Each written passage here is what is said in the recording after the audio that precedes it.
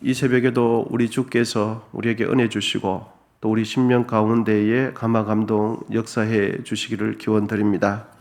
예수 믿고 우리 하나님 모시고 살아가는 것이 참 감사하고, 인생에 어려움이 있고 또 고난이 있고 절망이 있고 참 말로 다 할 수 없는 그런 아픔이 있을 때 하나님 말고는 우리를 위로해 줄 사람이 없습니다. 그 하나님 신실하게 붙들고 이 험한 세상 우리 모두가 승리하기를 기원드립니다. 바울은 자신이 전하는 복음이 무엇인지 먼저 앞절에서 밝혔습니다. 그리고 난 뒤에 바울은 로마 교회를 향한 감사한 마음을 오늘 본문에 표현하고 있습니다. 바울이 감사해 하는 이유는 로마 교회 성도들의 믿음이 온 세상에 전파되었다 하는 것을 들을 때 사도 바울은 굉장히 감사한 생각이 들었습니다. 바울은 자신이 세운 교회도 아니었어요. 로마 교회는. 그리고 자신이 목회하는 목회지도 아니었습니다. 그런데 그 주의 교회가, 그곳에 있는 성도들이 믿음으로 잘 성장하고 그들의 믿음이 인근 지역에 널리 퍼진다는 그 믿음의 선한 소식을 들을 때 바울은 굉장히 감사해 하고 있습니다. 목회자로서 교회를 섬기면서 가장 큰 기쁨과 희열을 느끼는 때는 어느 순간인가 하면 성도님 한 분 한 분께서 차츰차츰 믿음으로 세워지는 모습을 느낄 때 이루 말할 수 없이 참 기쁘고 보람을 느끼게 되는 것입니다. 세상 기준으로 생각하던 분들이 점점 하나님 중심으로 어떻게 살아가는 것이 하나님 뜻인가? 내 모습 속에서 하나님께서 기뻐하시지 않는 모습을 조금씩 밝히 깨달아가면서 양심적으로 전적으로 그 자신의 연약함을 인정해가면서 하나님께로 마음 중심이 옮겨가는 듯한 것을 느낄 때 이루 말할 수 없이 기쁘죠. 바울도 아마 로마 교회 성도들의 믿음이 성장해 가는 것을 보면서 굉장히 마음이 설레고 좋았을 것으로 생각되어집니다. 여러분, 이미 믿은 우리에게는 사명이 있는데 그것은 먼저 믿은 나를 통해서 다른 이들의 마음과 영혼 속에 복음의 영향력을 끼치는 것이 우리의 사명인 줄 믿습니다. 그 복음의 영향력을 끼친다는 것은 여러 각도로 설명해 줄 수 있는데 크게 요약하면은 우리를 통해서, 먼저 믿은 나를 통해서 내 주위 사람들에게 복음의 영향력을 끼치고 그들이 복음의 영향력을 받도록 하는 거죠. 복음을 전해준 그 복음이 그들 심령 속에 떨어져서 그 심령 속에서 발아하여 싹을 틔울 때 참 하나님 앞에 감사한 것이죠. 이것이 우리의 사명이고 이것이 우리 교회의 사명인 줄 믿습니다. 바울은 자신이 로마 교회를 방문하고 싶었던 두 가지 이유를 오늘 본문 속에서 밝히고 있는데, 첫째는 이것입니다. 어떤 신령한 은사를 너에게 나누어 주기 위함이다. 본문 11절인데 우리 같이 11절 말씀만 한 목소리로 읽도록 하겠습니다. 시작. 내가 너희 보기를 간절히 원하는 것은 어떤 신령한 은사를 너에게 나누어 주어 너희를 경고하게 하려 함이니. 아멘. 11절에 있는 이 신령한 은사라는 것은 고린도 교회가 은사 때문에 아주 교회가 어려워졌어요. 은사 때문에 너의 은사는 뭐 깊은 은사니, 나의 은사는 얕은 은사니, 이 은사가 최고니 이러면서 은사 때문에 교회가 분쟁이 많았던 교회거든요. 그런데 그 고린도 교회에 언급했던 그 은사하고 11절에 있는 은사하고는 좀 다른 맥락인 것 같습니다. 이 11절에 있는 은사는 그냥 능력 행하는 은사라기보다는 복음에 대해서 더 깊이 이해하는 것, 진리에 대해서 더 선명하게 이해하는 것, 믿음에 관해서 더 하나님 뜻 가운데로 생각하는 것, 이것을 은사로 표현한 것으로 이해됩니다. 그래서 11절 끝부분에 보시면은 이렇습니다. 그 신령한 은사를 통해서 로마 교회를 더 견고하게 하려 함이니, 이렇게 되어 있습니다. 그래서 신령한 은사를 알게 하고 그들이 이해하게 함으로 인해서 로마 교회가 더 복음 위에 든든히 서도록 하는 것, 이런 맥락으로 볼 때 우리가 단순히 이해하는 뭐 방언의 은사라든지 그런 은사 개념은 아닌 것 같습니다. 그러니까 바울은 신령한 은사를 통해서 로마 교회의 성도들이 서로 믿음 안에서 더 견고하게 세워지기를 원했던 것 같습니다. 여러분, 교회 공동체의 하나됨을 해치는 은사 사용은 바람직하지 않습니다. 아무리 자신이 재능이 뛰어나고 전문적인 실력이 있다 할지라도 공동체성을 해치는 은사 사용, 공동체성을 해치는 재능 기부, 이것은 덕이 되는 것이 아니라 독이 돼요.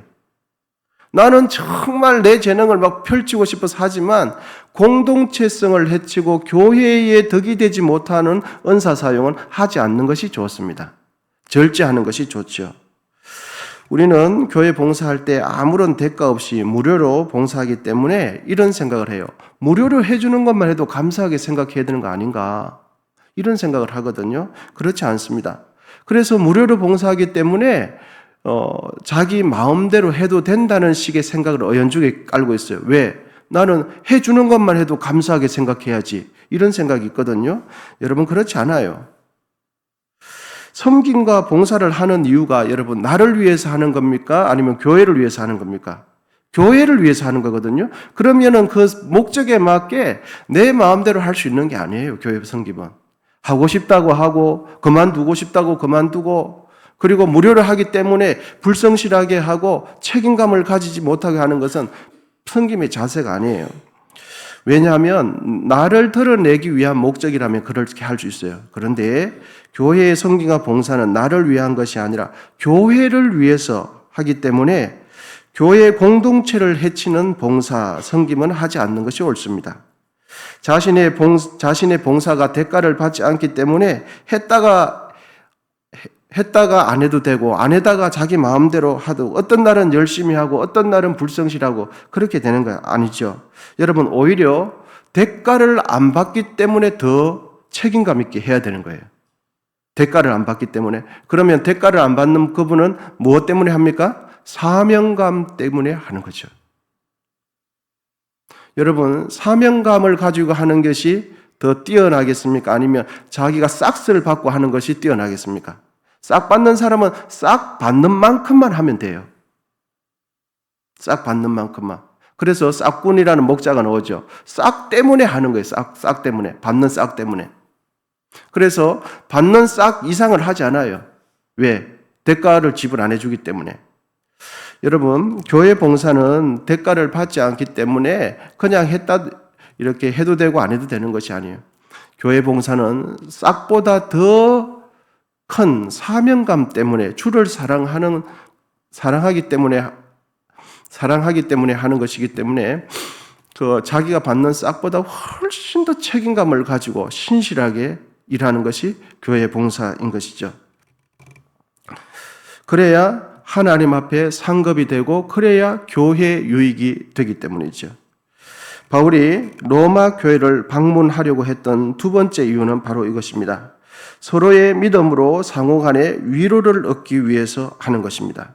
본문 12절입니다. 우리 같이 한번 읽어보겠습니다. 본문 12절 시작. 이는 곧 내가 너희 가운데서 너희와 나의 믿음으로 말미암아 피차 안위를 얻으려 함이라.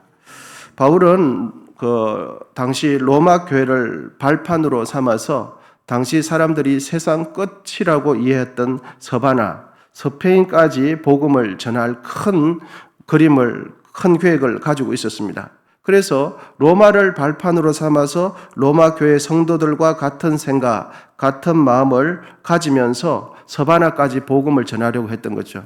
그러니까 자기가 발판으로 삼는 그 성도들과 같은 마음, 같은 믿음을 가진다는 것은 그것을 서로가 확인한다는 것은 큰 위로를 받게 되는 거죠. 여러분 같은 마음, 같은 믿음을 가지고 있으면 소통이 잘 돼요. 그리고 서로 나의 믿음과 상대방의 영혼 속에 있는 그 믿음이 서로 확인될 때 큰 위로를 받아요. 믿는 자들은. 그리고 그 속에서 서로가 응원하면서 서로가 소망을 가지게 되죠. 여러분, 믿는 사람과 믿지 않는 사람 대화가 세상적인 대화, 일반적인 대화를 할 때는 대화가 잘 돼요. 아무런 문제가 없어요. 그런데 믿는 자와 믿지 않는 자가 대화를 할 때 벽을 만난 듯한 느낌을 받을 때가 있죠. 분명히 지금 조금 전까지는 대화를 너무 잘했는데 어느 순간에 가면 대화가 전혀 안 되는 부분이 있어요. 어느 부분일까요? 바로 영적인 부분, 진리적인 부분, 성경에 관한 부분, 예수님에 관한 부분을 하면은 완전히 그냥 벽하고 대화하는 느낌을 듣죠. 그러다가 다시 대화의 주제가 바뀌어서 세상 이야기, 먹는 이야기, 노는 이야기, 커피 이야기, 빵 이야기 하면 대화가 또 너무 잘 돼요. 그런데 여러분, 믿지 않는 이들과의 대화만 그런가? 그렇지 않습니다. 믿음의 깊이와 믿음의 차원이 다른 성도들끼리 대화를 하면 동일한 예수를 믿어요. 동일한 성경을 들고 동일한 성경을 믿는데 믿음의 깊이가 다르고 믿음의 차원이 다르면 역시 그 차원이 다른 부분을 언급할 때는 대화가 또 안 돼요. 대화가 안 돼요. 그분은 분명히 예수를 믿는 분인데 어떤 영역에 있어서는 세상적으로 생각을 하거든요. 그래서 처음에는 대화가 잘 되는 듯 하다가 나중에 가면 대화가 안 돼요. 왜? 믿음이 다르고 믿음의 차원이 다르기 때문에. 직업이 다르고 성격이 달라도 나이가 달라도 믿음의 깊이가 같고 믿음의 방향성이 같은 이들과 대화하면 시간이 가는 줄 모르고 대화를 해요. 여러분, 여성분들만 말이 많은 게 아닙니다. 중년의 남자들도 말이 많습니다. 그리고 본인이 자기 이야기하고 싶은 거, 이런 토론 같은 거 하면 얼마나 즐겁게 대하는 줄 몰라요. 여성분들 못지않게 말이 많아요. 그러면서 1시간, 2시간 참 즐겁게 대화를 해요.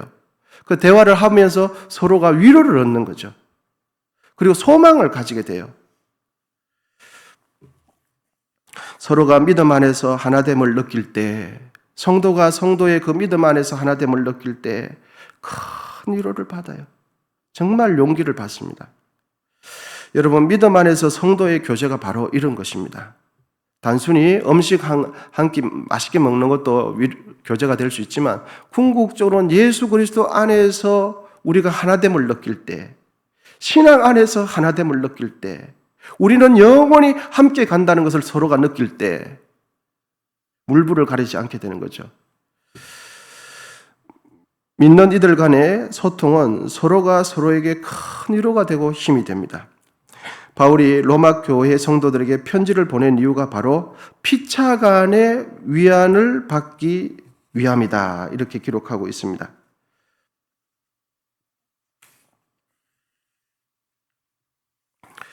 여러분, 이제 본문 16절에서 17절 말씀을 함께 읽도록 하겠습니다. 16절과 17절입니다. 시작. 내가 복음을 부끄러워하지 아니하노니 이 복음은 모든 믿는 자에게 구원을 주시는 하나님의 능력이 됨이라. 먼저는 유대인에게요 그리고 헬라인에게로다.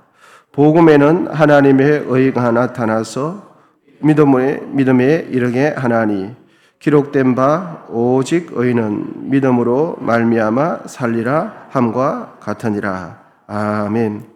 지금 바울은 다른 지역에 있고요. 고린도 지역에 아마 있었던 것 같고 편지를 받는 수신자들은 로마에 있는 로마 교회 성도들입니다. 그런데 여러분, 그 시대의 상황을 생각해 보면 로마 시민들에게 있어서 가장 수치스러운 죽음의 상징은 십자가 죽음이거든요. 그런데 바울은 로마에 있는 성도들에게 편지를 쓰면서 예수님의 십자가 죽음을 당당히 밝히면서 자신은 십자가에 죽은 예수의 종인 것을 떳떳하게 밝혀요. 가장 수치스러운 죽음을 죽은 그 예수의 십자가에 자신이 예수의 종이라는 것을 떳떳하게 밝혀요. 조금도 부끄러워하지 않습니다. 바울은 십자가에 죽은 예수님을 부끄러워하지 말아야 할 이유를 밝히기를 바로 이렇습니다. 복음은 모든 믿는 자에게 구원을 주시는 하나님의 능력이 되기 때문이죠. 십자가에 죽은 로마 시민들이 수치스러워하는 그 십자가의 죽음이 죽은 그 예수의 복음이 모든 믿는 자에게 구원을 주시는 하나님의 능력이 되기 때문에, 그래서 자기는 예수 그리스도의 종인 사도 바울 나는 이러면서 편지를 쓰는 거죠. 여러분, 우리가 언제나 복음을 자랑스러워하고 언제나 복음을 전해야 하는 이유가 바로 여기 있어요. 모든 사람에게 구원을 주실 수 있는 능력, 유일한 길은 복음밖에 없어요. 십자가 위에서 날 위하여 몸 찢어지고 피 흘리시 예수밖에 없는 거죠. 그 예수의 피가 우리를 구원한 거죠. 다른 어떤 방법도 없어요. 그러니까 로마에 있는 그 사람들의 편지 쓸 때 십자가에 죽은 예수? 수치스러운 대명사죠. 그런데 바울은 그 십자가에 죽은 예수, 그 죽음을 당당하게 밝히는 거죠. 여러분, 우리는 복음을 언제나 자랑스럽게 생각해야 될 줄 믿습니다. 사실 저도 교회에서 일하다 보면 가끔씩 외부 식당에 밥을 먹을 때가 있습니다. 그래서 성도님 어느 한 분께서 식사를 대접하셔서 라면도 먹고 밥도 먹을 때, 그럴 때 주위 사람들을 보면은 전부 다 안 믿는 사람이지 않습니까? 그럴 때 한편으로는 안 믿는 사람들에게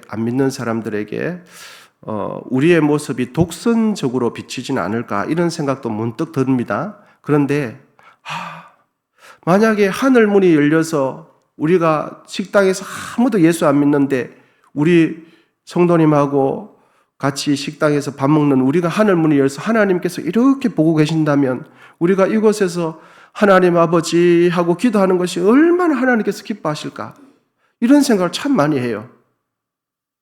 그러면서 참 기분 좋게 기도를 해요. 기분 좋게 기도를 한다고요. 그러면서 하나님께서 주신 은혜를 나누고 그 성도님께서 밥을 대접할 때 참 맛있게 밥을 먹어요.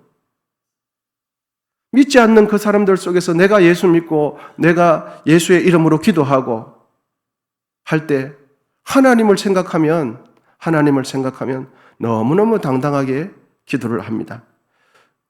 고의적으로 큰 소리는 하지 않지만 당당하게 예수의 이름을 밝히고 하나님 아버지 귀한 음식 주셔서 감사합니다 할 때 하나님께서 우리를 보신다면 얼마나 기뻐하실까, 그런 생각을 하는 거죠. 여러분, 요즘 매스컴이나 이렇게 사회에서 교회의 위상이 떨어져가지고 성경책을 들고 다니는 것조차도 사람들이 부끄러워하는 사람들 많습니다. 성경책을 들고 시장에 가는 걸 부끄러워하는 사람 많아요. 그리고 밥 먹을 때 안 믿는 사람들이 보기 때문에 손가락질하고 눈치를 할까봐 밥 먹을 때 기도를 당당하게 하지 못하는 성도들 많아요. 여러분, 어두우면 어두울수록 여러분 빛은 더 밝게 빛나야 될 줄 믿습니다. 우리가 기도하는 게 잘못된 것이 아니에요. 성경책 들고 다니는 게 잘못된 것이 아니라 우리가 예수 믿는 사람들에게 똑바로만 살면 되지 않겠습니까? 이 세상에서 빛과 소금의 역할만 하면 되죠. 나머지는 주께서 하실 일이에요. 여러분, 식당에서나 어디에서나 당당하게 우리 모두 예수 믿는 걸 자랑하고 하나님 앞에 기도하는 우리 모두 되시고, 이 하루 살아가실 때 복음을 자랑하고 하나님 뜻대로 살아가는 우리 모두 되시기를 기원드립니다. 기도하겠습니다.